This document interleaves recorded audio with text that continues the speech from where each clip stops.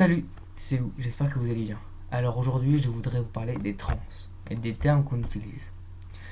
Parce que je sais que ça peut aider d'autres personnes qui sont dans le même cas que moi, qui sont trans comme moi, et que aussi, quand on en parle en général, il y a certains thèmes qui sont inconnus, déjà, donc ça vous permettrait de les apprendre, et qui sont aussi mal utilisés. Alors déjà, transgenre, qu'est-ce que c'est? En gros, tu ta maman accouche, le docteur regarde entre tes jambes, et si tu as un vagin, il dit que c'est une fille, et si tu as un pénis, il dit que c'est un garçon.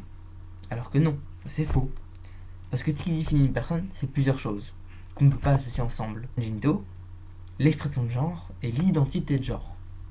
Alors l'identité de genre, vous devez vous demander ce que c'est.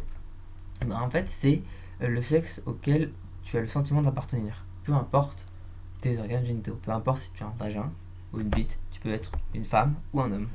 Et ensuite, l'expression de genre, c'est la façon dont tu as d'exprimer ton genre. Ton genre ne reflète en aucun cas ton identité de genre. L'expression de genre, c'est quelque chose qui s'apprend dès la naissance. C'est les garçons jouent à ci, les filles jouent à ça, ou les garçons font ci, les filles font ça. Je suis sérieux. Et je suis sûr que toi, qui est au fond là, que j'arrive à peine à voir, mais que je vois quand même, qui n'est pas trans, non, qui est l'inverse, eh ben, je suis sûr que tu ne sais pas comment on dit que tu es. Eh ben, on dit que tu es cisgenre, monsieur. Ou jeune homme, plutôt, pardon. Cisgenre, jeune homme.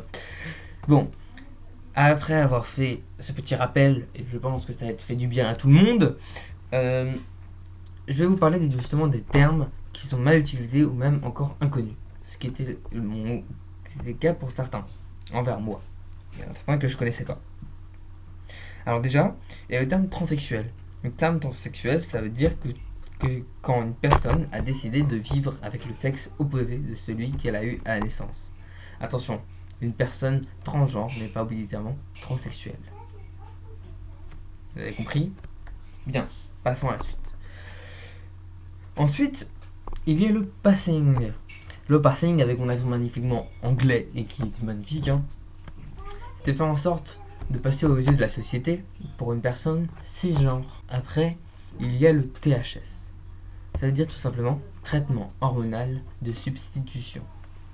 C'est ce que prend une personne transgenre. Donc c'est une personne transgenre à prendre des hormones pour faire ce qu'on appelle une transition médicale. Mais dites-vous bien qu'une personne transgenre n'est absolument pas obligée de faire une transition médicale. Elle peut vivre sa vie d'homme ou de femme avec le corps qu'elle a eu à la naissance. D'accord? Elle s'en bat les couilles ou elle s'en brise les ovaires selon ses organes génitaux. Ensuite, il y a deux termes que je n'aime pas trop. Ce sont les termes FTM et MTF. Female to male et male to female. Je pense que vous avez tous compris ce que ça veut dire, hein.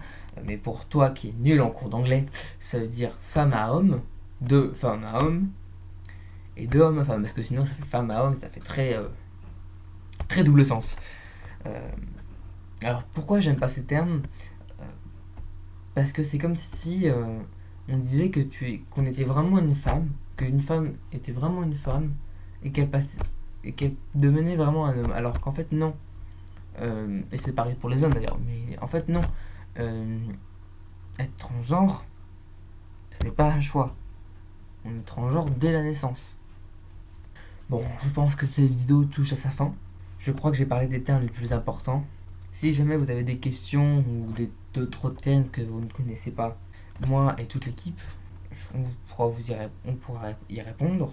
Allez, qu'est-ce que c'est, mes petites ours en peluche?